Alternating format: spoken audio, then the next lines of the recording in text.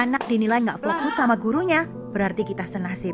Kegiatan memecah telur ini describe banyak hal dari Yugo dan kita sebagai ortu. Dia anak perfeksionis yang gak suka kalau salah, jadi dia super hati-hati dan banyak pertimbangan. Observasi dan proses menimbangnya yang makan waktu itu sering bikin kita dan gurunya gregetan.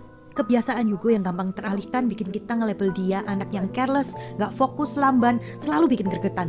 Kalian mulai gemes gak lihat dia mencahin telur? Kalau iya, artinya kita relate. Sekolah online bikin label makin tebel dan sering bikin ortu dan guru cepat meledak. Mana di kelas suka ngelamun atau ngelakuin hal lain kalau di pelajaran yang dia nggak suka. Jadwal juga suka miss dan nggak paham sama tanggung jawabnya. Kita sebagai ortu benar-benar hopeless ngadepin Yugo. Akhirnya kita konsul ke beberapa guru tentang problem kita ini. Dari sana something big happen. Leader dari sekolah Yugo ini ngomong kalau Yugo ternyata tipe anak yang sangat fokus. Dia lihat saat Yugo melakukan sesuatu tapi pas ada hal lain yang menginterupsi, fokusnya berpindah ke hal kedua. Jadi Yugo itu tidak multitasking, tapi di hal yang dia fokusi itu dia super detail. Penjelasan itu nggak merubah keadaan, tapi ngasih insight kita bagaimana menyikapi hal ini dengan lebih sehat. Sejak itu kita latihan lebih dalam menerima kelebihan dan kelemahannya. Kita percaya Yugo akan bisa mengembangkan potensinya start dari hal-hal yang dia suka, dibanding memaksakan standar tinggi di hal yang dia nggak sukai. Sejak saat itu perjalanan parenting yang mendukung eksplorasi di area forte Yugo benar-benar dimulai.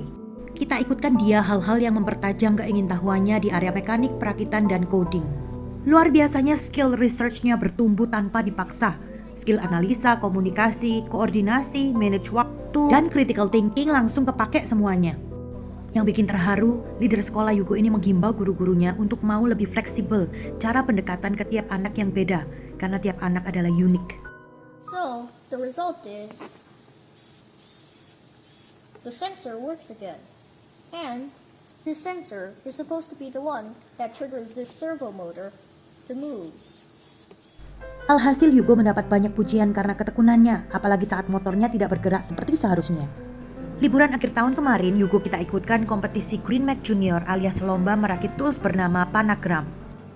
Dibantu dua guru Electrical Mechanical Engineering Mr. Angelus dalam merakit dan Stage Performing and Production Teacher Mr. Elang dalam melakukan pengambilan gambar. Yugo jalani dari proses mencoba gagal, nyoba lagi gagal lagi berkali-kali sampai berhasil. Terus dia harus jalani proses syuting di mana menjadi talent itu bukan hal yang dia sukai.